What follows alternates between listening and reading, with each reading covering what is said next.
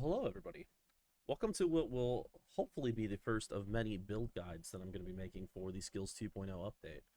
I'm going to start with Atlanta because it's the one that I have the most experience with so far. So I'm going to go over the build that I've been using so far for Season 3. I'll try to explain some of the pros and cons, the stats that I went with, where I put my skill points, of course, and then at the end of this whole thing, we're going to do a solo queue in LT, and I'll show you it in use. So, let's start. So, the build that I'm doing on my Atlanta for Season 3 so far has been the Storm Javelin build. Now, the Storm Javelin build is incredibly powerful because of one specific thing, and that's its damage over time. It does a fire damage. It applies a fire damage on an AoE. So it becomes very, very powerful, especially in like later game maps. So that would be this guy right here, Storm Javelin. So it gets a bunch of damage boost, and then it has that fire, which just makes it super powerful. So let's go over the skills to begin with here.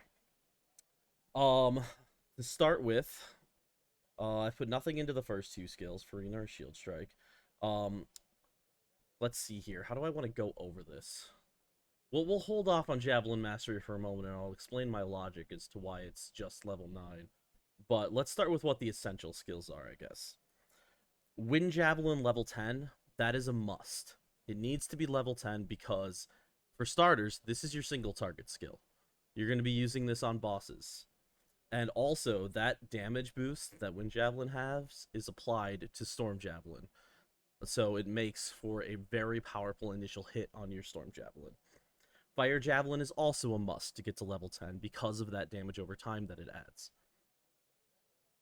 Let's see. The other component of Storm Javelin is Lightning Javelin. So you'll see that I currently only have Lightning Javelin level 5. Now, the reason for that is I don't have the extra skill points to max Lightning Javelin and also max Javelin Mastery. So what I've done is I've kind of distributed my points between the two of them as I've leveled up. And I've kind of felt that stopping at level 5 Lightning Javelin was kind of good enough for what I needed. Because all Lightning Javelin adds to Storm Javelin is the attack width boost. It's important, don't get me wrong, but it's not essential like the other two skills are. Now, for the remaining skills, I've put them into, of course, Triumph of Valhalla for that max attack power boost. And then in Tier 4, besides maxing Storm Jav, I've also maxed Hall of Valhalla for that increased 10% block rate. Now, if you're playing the Atalanta properly, you shouldn't need that block rate, really, because you really don't take, I don't know, you can kite, so you don't really have to worry about the damage too much. But this is really good for parties. And that 10% bonus block rate really helps, so I like to push into that. If I wasn't so concerned about helping my party, I honestly don't know what I'd put it into. Because Frost Javelin doesn't really have too much of an application with this build. And Vengeance, though powerful, I'm not going to be putting into anything else within that chain. So it's not going to be at its potential. So you might as well just do Hall of Valhalla if you're doing the Storm Javelin build. So those are my skills that I'm going with for this build. You'll see that I've skipped Extreme Rage. I'm not using that as my AoE. But I should mention one thing, though. You'll see that Lightning Jab, even though it's only level 5, you'll see that I still have it assigned to F1. Why is that when I've got Storm Javelin? Sometimes there are situations when you're set up in a party where Lightning Javelin is actually still a viable skill to use. Because Lightning Javelin is different than Storm Javelin in that Lightning Javelin is a monster-centered AoE versus Storm Javelin being a line-based AoE. So in certain setups, I actually do prefer to use Lightning Javelin, even though it does less damage, like with the initial hit. Overall, it deals more damage because it hits more monsters depending on the setup that you're in. But for soloing, I'm always going to use Storm Javelin. And that's what I'll show off later on. For my stat points, well, this is basically your standard PTEU setup at this point, right? I have the minimum amount of strength that I need for my armor. I have the minimum amount of spirit that I need for let's see here. What am I using right now, by the way? I'm using an Enigma. I think, yeah, so it's my Mystic Amulet +3, which is requiring me for 80 spirit. So I'm just trying to find the best jewelry and Sheltem I can get, and then just go for the min spirit that's required for that. Talent, I went to 100. Now, if you're not aware of this, every 50 points you put into talent gives you 1 extra crit percent. So the requirement on my gear is only 90 talent, but I just added 10 more stat points, so I have 1% increased crit. Agility, I currently have as minimum required. I think the 186 is the required for my Javelin, and yes, it is. 186. And then I just pump all the extra points into health. Now, this is honestly, you could like put more points into agility and drop the health, but the damage increase that you get on this server is just not big enough to be worth it, which is why I'm just always pumping every extra stat point I can into health just to increase that survivability. And you can see at the moment with the silver SOD buff, I'm sitting at about 900 health without VL and VR. So, one other thing I should go over is the gear and the mixes that I have done and ages that I have done. So, for starters, since this is later game, I am aging shields. Normally in the earlier game, I will do the murky 5% block mix, because I feel like that's the cheapest and you can get the most out of that. But late game, I do switch over to aging so that I can also get the absorbs and defense. Aged armor, similar thing. I would do mixes earlier on, but later game, I would do age. And then weapon, gotta age it. That's really your best bet. Now, my boots are the add 150 MP mix. Now, I will continue to always say that this is the best mix that you can do on boots for non-caster classes. Because getting that extra 150 MP, bringing me up to a total of, sorry, there's a little glitch right now on the bars. It's showing the wrong number there, but let me go here. Extra 150 gives me 552 from 400. So that means if I use a Mystic Mana Potion and it fills me completely, I can get off an extra, 3 Storm Jabs per Mystic Mana Potion. Totally worth it. Let's see here. Gauntlets, I always recommend the defense mix. Always. It is just very powerful, and there's a reason why it's so powerful. For every 100 defense you add to a character, you get 1 absorption. This isn't something that's like known or really talked about that much, but it is true. But for every 1 abs, you don't get 100 defense. It doesn't go the other way around. So essentially, if you're adding defense rating to these gauntlets, you actually get like double the improvement because you get absorption also. So always do the defense rating, always. Now, for the bracelets, you're probably all going to laugh and hate me for the mix that I did on these. But I did this as like a joke. I just have the stuff and wanted to screw around mix. What you should be doing on your bracelets is you should be doing the just add HP mix. That's it. You shouldn't be doing what I did here, which was, yeah, a little weird. I just felt like I had so many Sheltems lying around, and I know I'm not really going to play Babel, so I just kind of was like, screw it. I'm just going to do a really weird mix that I've never done before just to try it out. And that's kind of what I did here. So that's why this exists. But in reality, if you're playing this seriously, always just do the add HP mix. That's all you need. Usually just stop at Divine because doing anything higher than that just isn't worth it.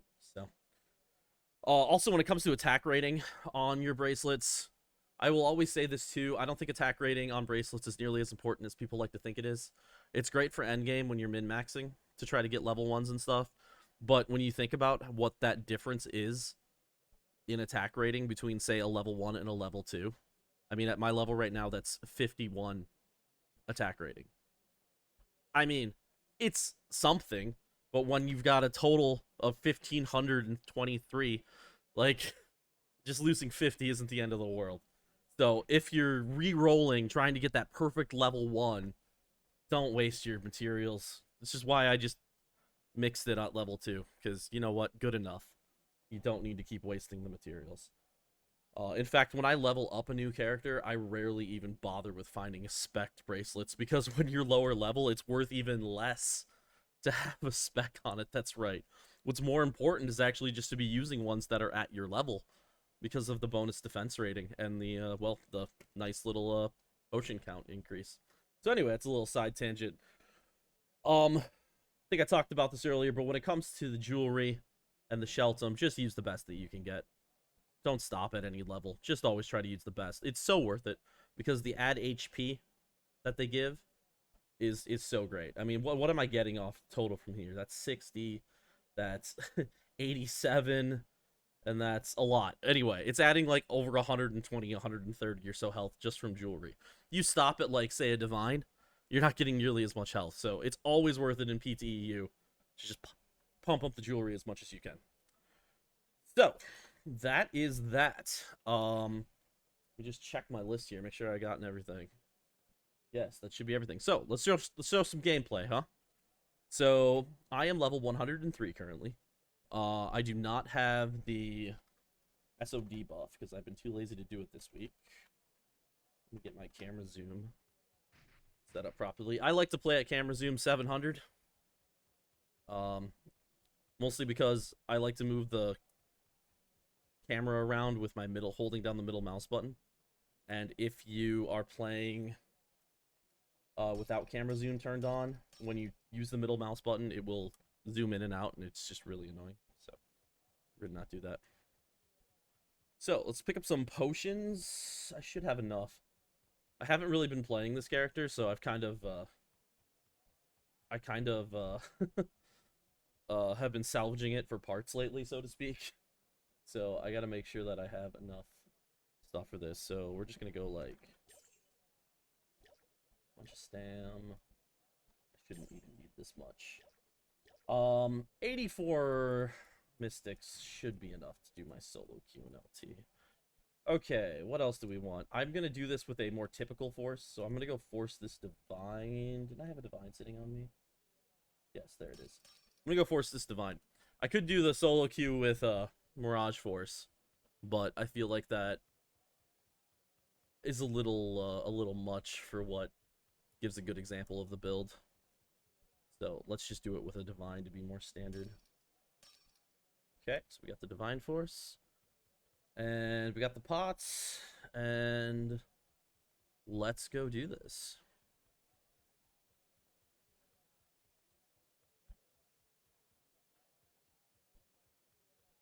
Hopefully nobody's at the hell spawn. Lost Temple solo queue.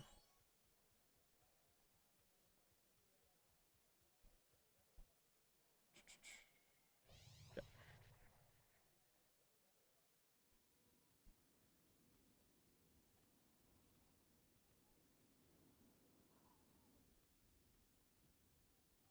Well, we got a few people here.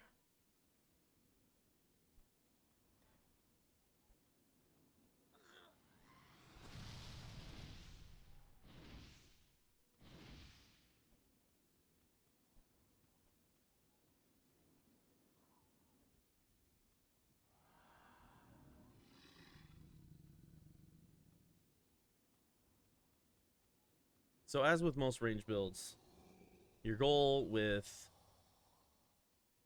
this for solo queue is going to be kiting.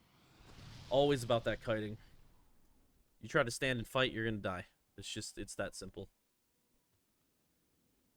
Also, let's see how well this goes. I'm probably a little out of practice. I mean, it's honestly been probably about a week since I played my Atalanta seriously, so... oh shit, Makovian's up. Oh, and everybody's there. Okay, so we're gonna have to do a weird one. We're gonna have to do a weird spawn. So we're gonna either take this side or this side. Well, I'm gonna take the south, southeast spawn for now.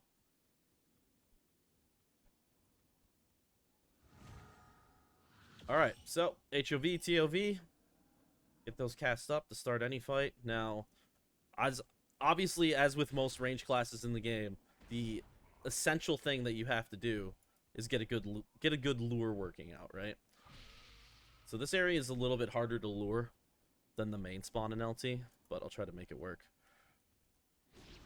But now that you got a lure up together, start throwing jabs. So you can see here just the damage of the fire is just crazy.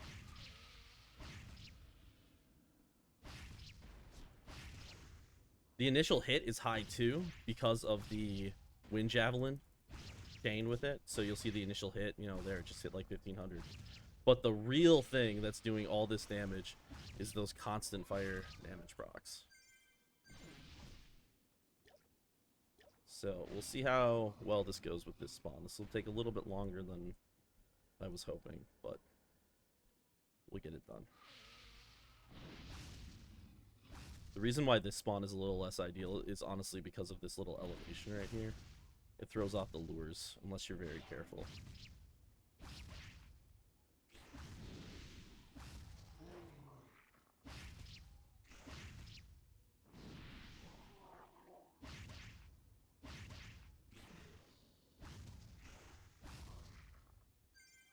So I think I said this before on my Archer video too, but one of the keys to soloing as a ranged class also is, oh, I'm not even using my death force. Is never commit fully to a group of mobs that isn't at like a maximum amount. What I mean by that is, you know, I'm fighting a bunch of monsters right now.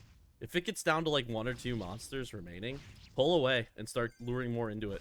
It's not efficient to just keep fighting a grouping that doesn't have as many monsters as possible.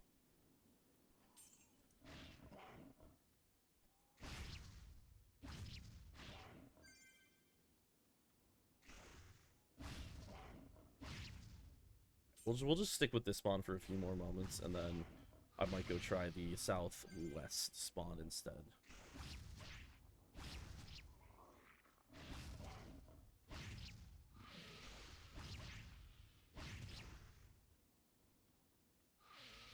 See here, so we're just down to 2 king spiders, 3 king spiders. Boy, we got a lot of biggies here. So I want to pull him in while pulling these guys over as well. Come on. That didn't work. Oh well. Doesn't matter how much you understand about how the mobs work in Pristontale, sometimes they still don't want to do what you want them to do.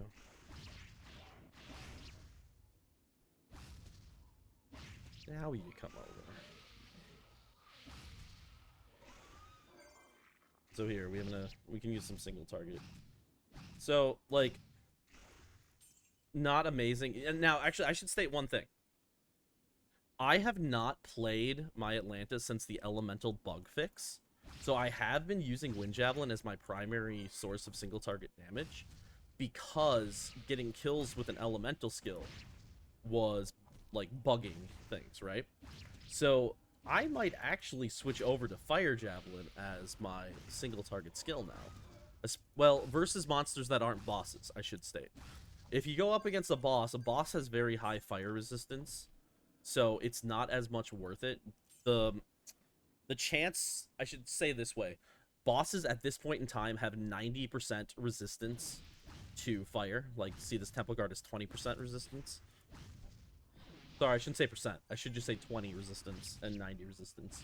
Now, the bosses have 90. That means that only 1 in 10 hits with a fire-based skill are actually going to proc the fire. And also, if it does hit, it's only going to do 10% of the damage that it would do. So on bosses, fire damage is still not ideal. But on like random mobs, like say this Dark Guard, you know, probably pulling out Fire Jab probably ain't the worst thing in the world. But we'll have to see. I'll have to play a little bit more with Fire Jab being like an actual viable thing now.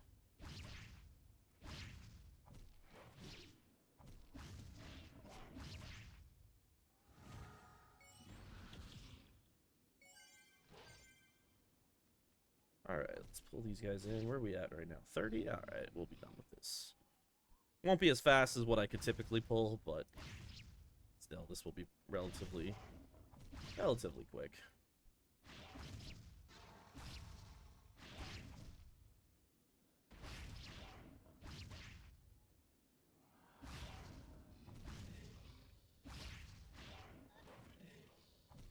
Let's, oh, they got stunned. Good old L. Did I just get double stunned? I think I got double stunned. Alright, we're gonna finish off this Temple Guard. Now we're gonna go to the southwest spawn. We're gonna try that one out. Yeah, nobody's there. I like how Makovian's just hanging. Like, oh, nobody wants to fight me today.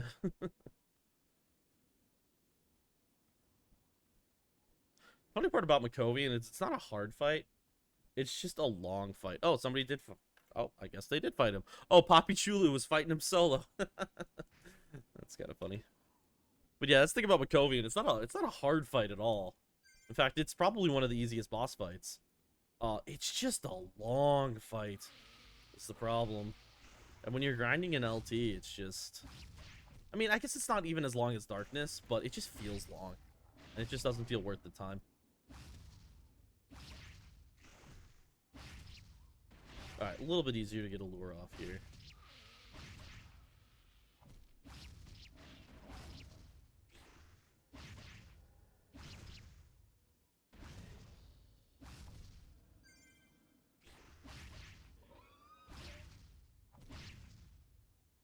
Well, the bright side about soloing a boss, you get every single one of the drops. It's good for Poppy. Alright, we'll try to lure these guys in again.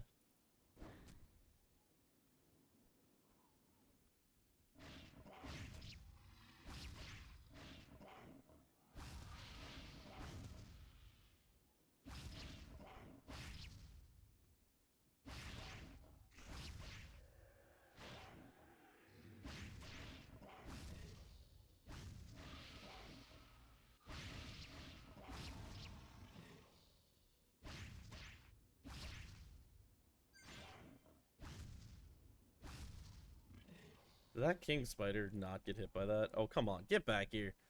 Get back here. Did that knock out either? Get back here. What is going on? Alright, fine. He lived. Fine. Good for you. Enjoy living. That was ridiculous. Alright, anyway, I got very distracted by that and did not do a proper lure for myself here.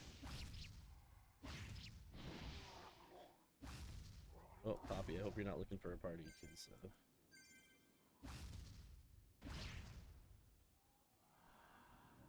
alright, let's get a better lure going.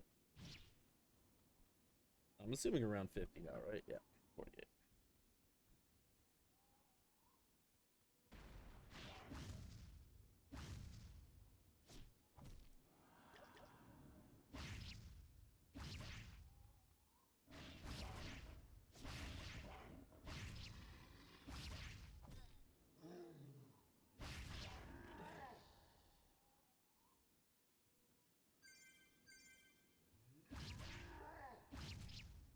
Now keep in mind, this was a lot harder to do when I was, like, at level 98. I would take a lot more damage, and I would almost die much more frequently. But now that I've got full 102, well, I got full 102 sub gear, 102 weapon, and pretty good 102, or sorry, 100 shield and armor. So it's become a lot easier now. But if you're just coming here at level 98, like, it got risky sometimes. Like, if I didn't time my Storm Javelin properly, I would likely die.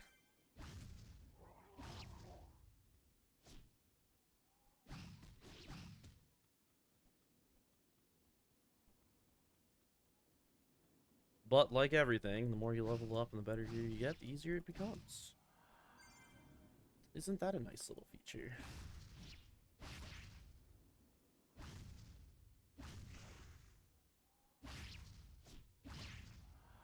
Also, at this point, I've spent a lot of time doing ET1 and ET2 solos using this exact same approach. And now those are risky. Those make LT look simple by comparison, because if you're doing the Storm Jav approach and you're taking a 6 flag in ET2, for example, which is what I like to do, and you're kiting those things, like, if you mess that up, oh, come on. Your Bloody Knight. Join the fight. You mess that up for even a split second, like, you could be dead. But that's nowhere near as risky as what ET3 has become. So normally when I do ET3, I do a 4 flag. I solo 4 flags, and I do the same approach as what I'm doing here. I'm kiting and storm javelin, right? And if I'm not paying attention for even a second, I typically die. Like, what happens is, say somebody messages me in clan chat and I gotta respond to them. Usually that means I'm dead. There's a reason I have so many rebirth scrolls on me. It's not because of normal fighting. It's because of the ET3 stuff that I've been doing lately, where death happens constantly. It's funny too, because I feel like I'm pretty good about not dying in this game. I'm usually pretty good at staying alive, but ET3 was doing me in.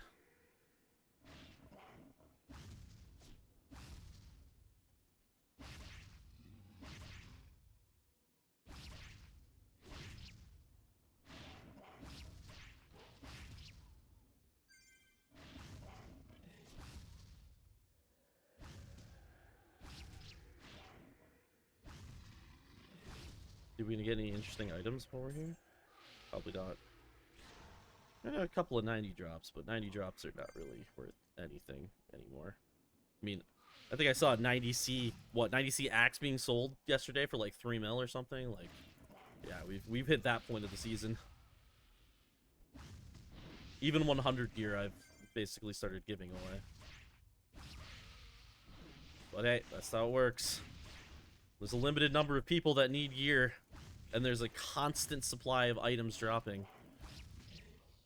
Eventually, the prices of things are going to fall drastically when there is zero demand. So, the way it is.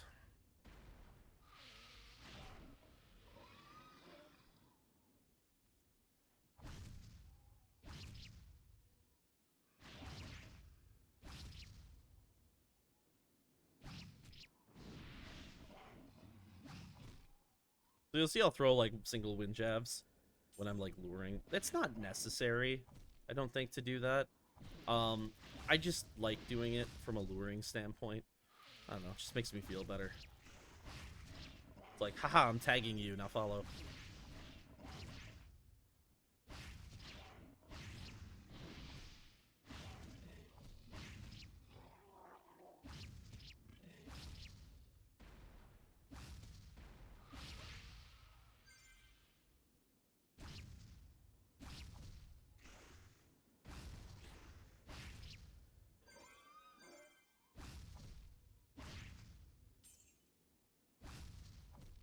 Just finish that guy off. Okay. So, definitely getting close now. Keep luring them in.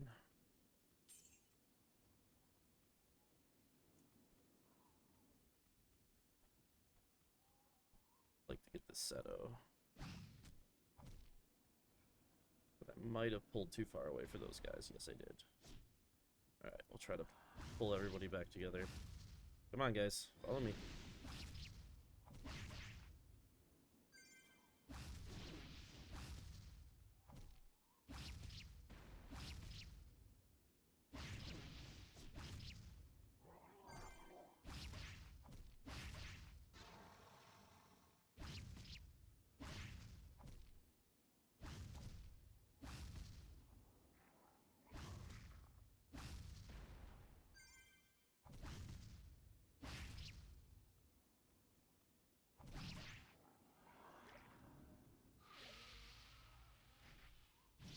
The other thing that's nice about Storm Javelin, I was actually just looking at my mana count, because remembered I came here with, what, 87? And Storm Javelin is very mana efficient, because you do 2 casts with each throw, which is a very risky aspect of it, and will get you killed a lot of the times, but it's also very nice, in that it greatly reduces the amount of mana that it costs. I mean, you can see right now, I have 0 pay items running. I don't even have an experience pot, because I just haven't been playing this character lately. But, yeah, even without any kind of mana regeneration or anything, My mana is really not going down all that much. And there we go, everybody. We have completed the solo queue. So, let's head back to town, and I guess go turn it in and do a quick overview and call it. So yeah, that is the Storm Jab build. Very fun build. I have enjoyed it a lot. Ever since it started working in Season 3, because originally this wasn't an option, really. It was kind of glitched at the start of the season. But once it got fixed, it became awesome. And it has been absolutely one of my favorites. So yeah, that's what I got for you today. I hope to do more of these. They're a little difficult because I like to make sure that I have a really good grasp of that build before I post something. And obviously this character I've put like 300 hours into, so I feel pretty confident that I can talk about it. So there's a little bit of work required before I can post these things, but hey, if this helps somebody anyway, I hope it does. So thanks for watching. Enjoy Pristontale, enjoy the Skills 2.0 update, and have yourselves a wonderful day. See you, everybody.